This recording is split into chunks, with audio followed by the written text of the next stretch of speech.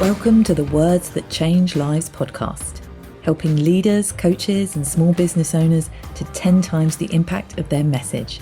Join us as we delve into the art of powerful language, enabling you to speak with unwavering honesty, communicate authentically, and create a lasting impression with every word.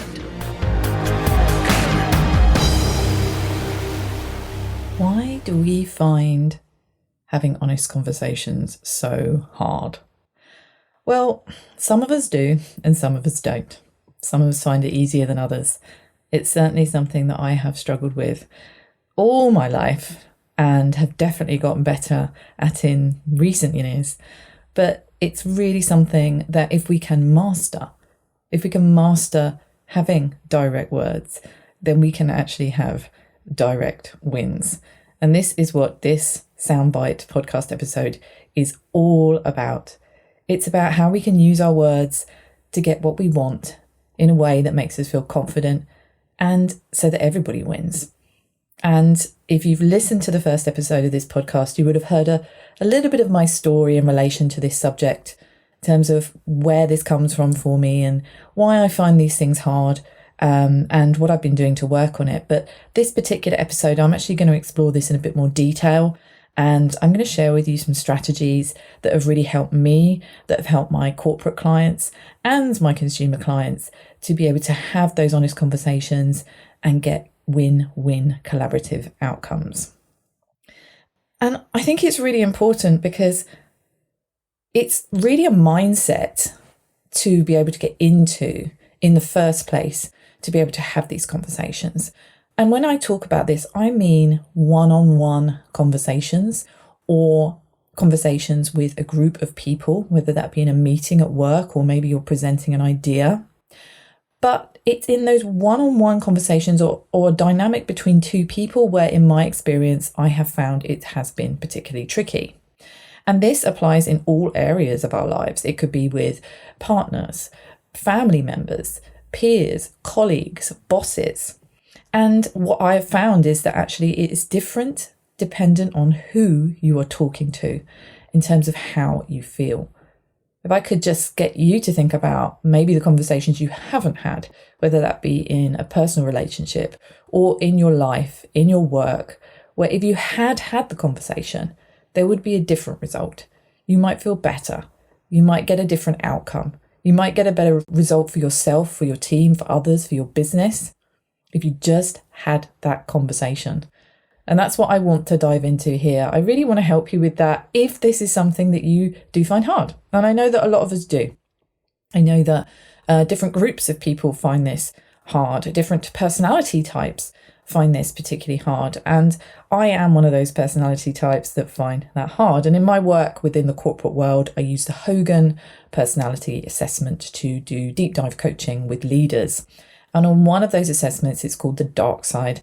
And the dark side looks at those career derailers, the things that can continue to trip you up, that could be a strength when used in peak, but when you are triggered or stressed or something bad happens or you get a curveball, it can be overused. It can be an overused strength. It can actually go against you.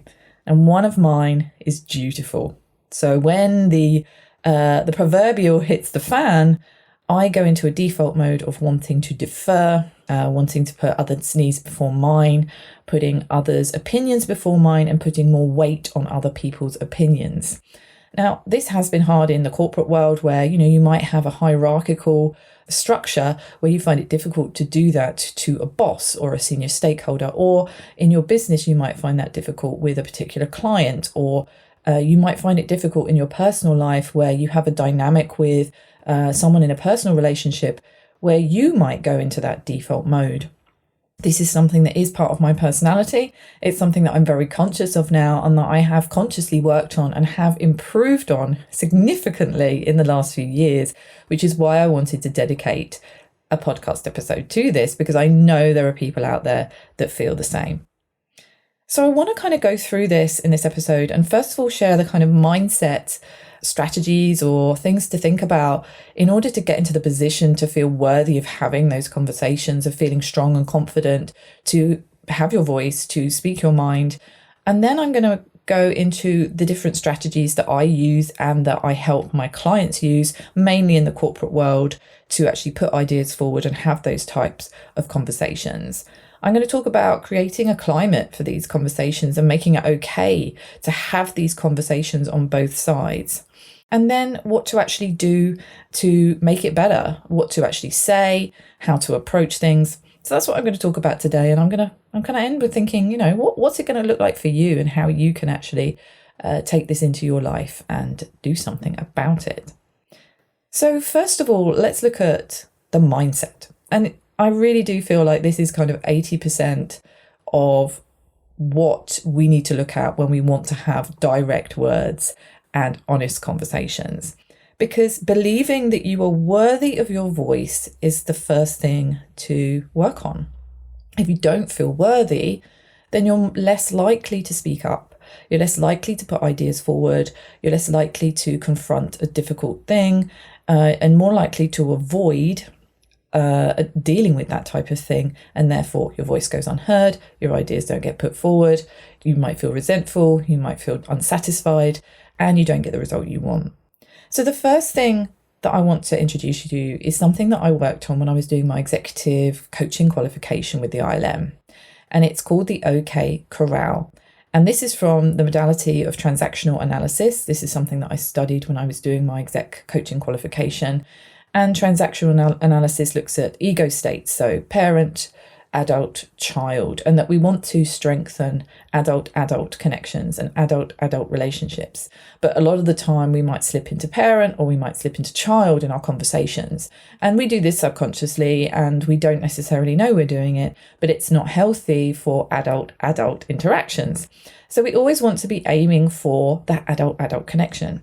And in order to do that, it's about understanding that you are okay. So the OK Corral looks at this. It says that we can go into an interaction and adult means I'm okay and you are okay.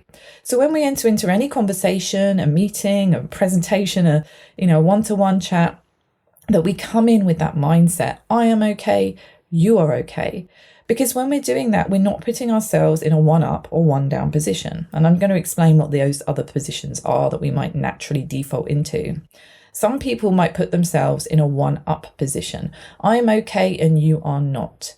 Now, these people have this type of personality. Well, it's about self-preservation, right? It's about wanting to protect themselves. So they will put themselves subconsciously, more often than not, in a one-up position. I am okay, you are not.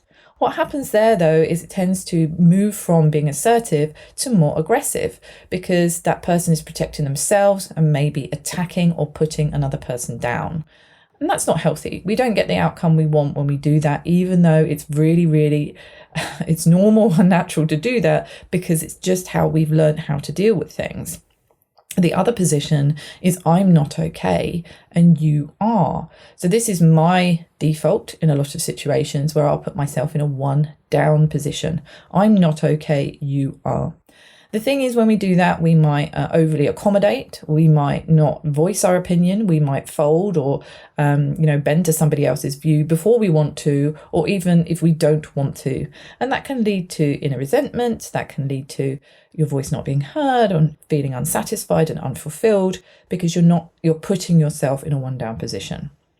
So the other position is I'm not okay and you're not okay. And when we put ourselves in that position, we're hopeless and helpless. We avoid the situation and we don't do anything about it. So what we want to aim for is I'm okay, you are okay. We get on. We are assertive. We're not passive, we're not aggressive, and we get on. Now, even just having this in my mind when I've gone into conversations, meetings where I might feel nervous or I might feel like I would naturally put myself one down, I can strengthen my mindset and say, I'm okay and you are okay. Even just talking to yourself in that way can be really helpful. Feeling worthy of your voice. Now, it's easier said than done because I know many times I found it difficult to put myself in the I'm okay position. And I want to share a few things that can actually affect that. Not staying in your lane can really affect that. And it's comparing yourself to others. So when you look left and right, if you imagine a lane on a motorway, right? You're driving down the motorway and you're looking in the left and right hand lane, you're in the middle lane, you're going to be distracted from your course, right? And that's exactly the same if you run your own business, if you're a leader in an organization. If you're always looking at what other people are doing, what other people are saying, how other people are acting, then you're not focusing in on your lane. And staying in your lane and focusing on your goals and what you want to achieve, and not glancing constantly to one side or the other to see what someone else is doing, can actually really, really help in building this strengthened mindset of I'm okay. Because you're focusing on your goals, you're focusing on what you want to achieve, and you're not being distracted by other people. Now, I know this is easier said than done. Social media means that we're always looking at what other people are doing. We're seeing their highlight reels, we're seeing their wins, we're not necessarily seeing the full 360 picture, and we're making judgments on ourselves based on that. You might find it in the workplace if you work within an office and you're seeing what other people are doing, what they're achieving, and you're using that as a judgment against yourself. My advice to you is to stay in your lane. Focus on what you want to achieve and try to keep those distractions to a minimum, because you'll get to where you want to quicker by focusing on the things that are really important. And the other thing that I think is important to mention when we think about a mindset of having direct words for direct wins is that cheeky imposter, that cruel mistress imposter syndrome, which a lot of people argue. My client, Tony Brooks, argues that it's not a syndrome. We don't have a syndrome. It's a natural psychological defense mechanism that has evolved with us as human beings to keep us safe. It's really our subconscious trying to keep us safe from danger, but it's really unhelpful in a modern world when we're trying to run a business, we're trying to lead within an organization, and we keep doubting ourselves. Now, I know that you probably will have experienced this at one time or another. I still get this. It's not something that, just goes away. It will always rear its head at some point. But it's about understanding and having compassion that it's really your protector. It's really your subconscious trying to protect you. You can have compassion for that part of yourself. But remember who you are. Remember your greatness. And a way to help with this is by, really seeking evidence and feedback, but also knowing yourself, your values, what your strengths are, what you stand for, and staying in your lane when it comes to actually speaking up. I know that this isn't a quick fix. It's something that a lot of people experience, but quietening that imposter by remembering your greatness can really help in paving the way for you to speak up.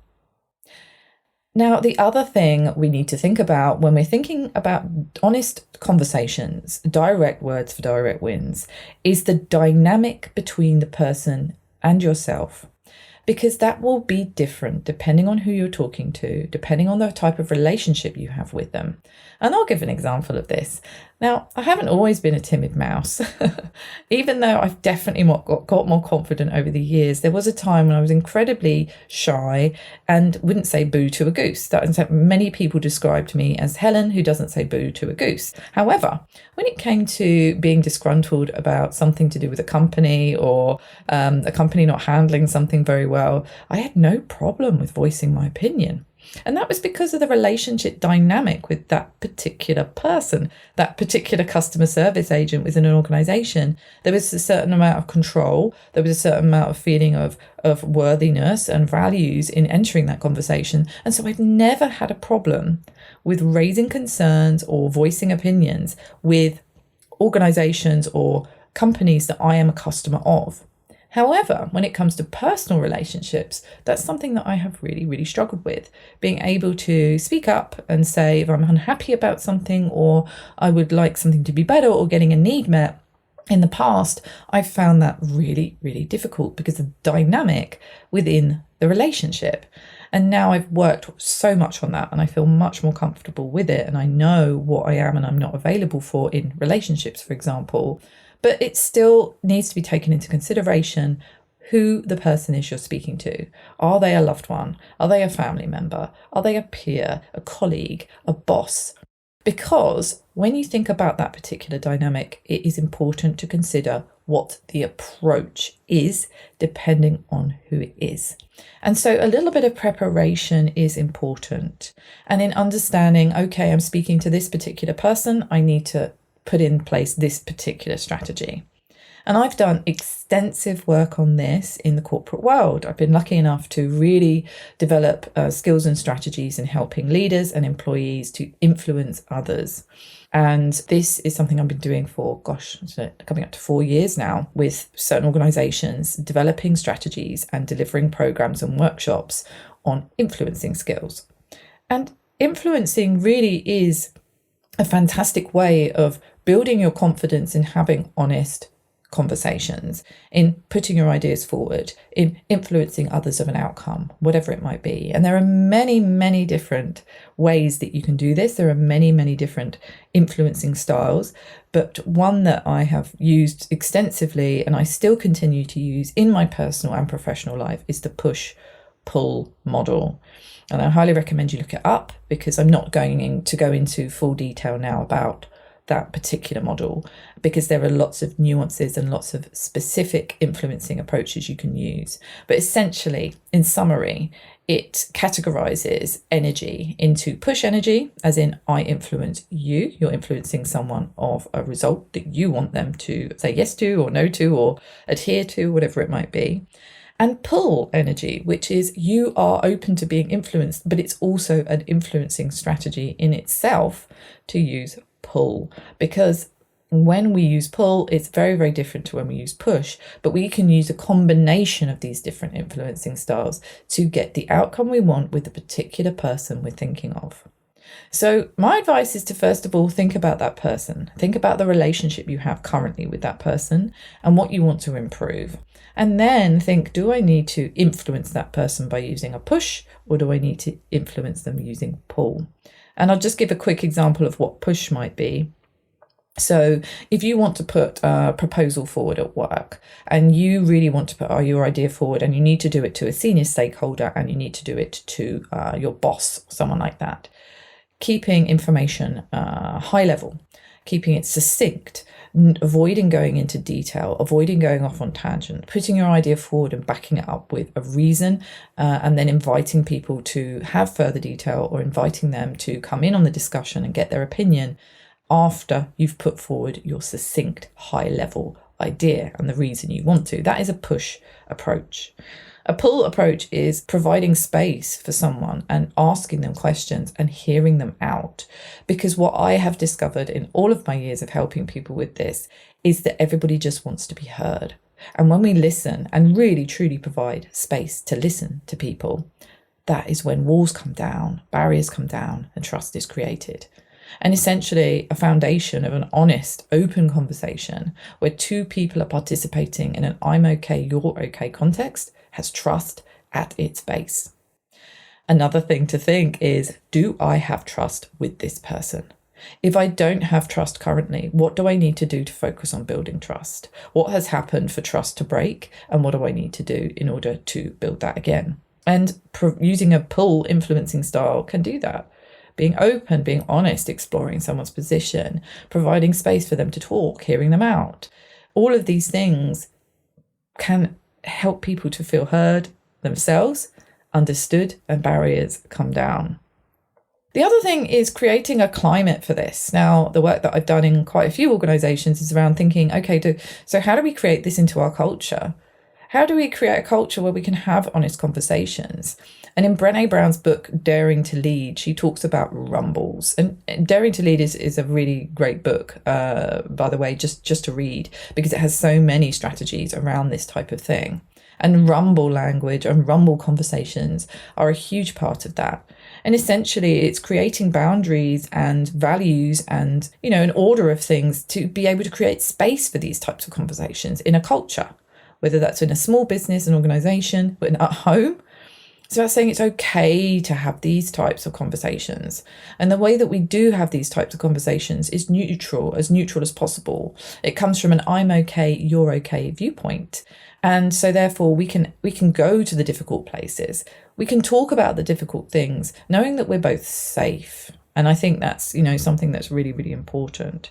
Now, of course, I'm not a relationship expert, and I'm not talking about it in the nuances of, personal conflict and things like that. But I do deal with conflict resolution in the workplace. And this type of setting is perfect for those types of conversations. I've done lots of conflict resolution between people in triangular meetings, providing a space where people can both feel that they can come to the table. And I myself have practiced this in my personal life, in friendships, relationships, and in the workplace as well. Of course, it's going to be a journey, not a destination, but trying these things out is really, really great because it builds on your confidence. So creating the climate is saying it's okay for us to do this and we allow this, but it has to be done in a certain way. We have to come at it from a respectful viewpoint where we honour and we allow people's views, but we have boundaries in place around them. So, what does that look like? Well, taking into consideration I'm okay, you're okay is a really good foundation of that. Knowing what we are and aren't available for and what isn't okay. Understanding that aggressive behaviour and aggressive language won't get us what we want. And also the passive behaviour and avoiding behaviour won't get us what we want. So how do we ask for what we want in a way that is confident and assertive and I'm okay, you're okay? Well, this is where these techniques, these push and pull techniques come in. And by understanding that and by working on these things and testing them out, then you can see the results that you get. And I've had so much evidence now where, I may have had a conflict situation with someone and I've gone in and listened, or I've explored their position, and then I've gone in with a push myself after I've used a pull.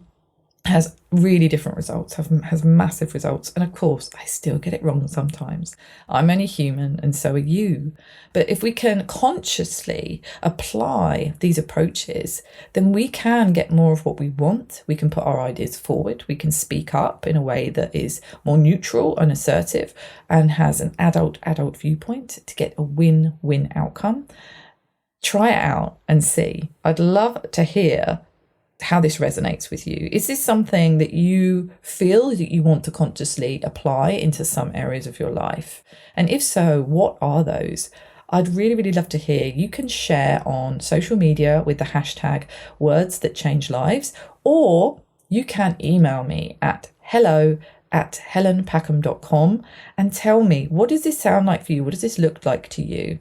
What's your story with this? I'd love to hear, and maybe we can include it on future episodes. I want these types of conversations to be part of this podcast because I really feel it's the crux of Words That Change Lives. Because if we can master having honest, confident conversations with all of those that are important to us in work and life, then we can really change lives for the better, including our own. And I'll look forward to seeing you next time for more Words That Change Lives. Thanks for listening to Words That Change Lives. Please rate, review and follow on Apple Podcasts or wherever you listen to your podcasts. It really means the world and helps me to reach more people so that we can all harness the power of our words and change lives for the better.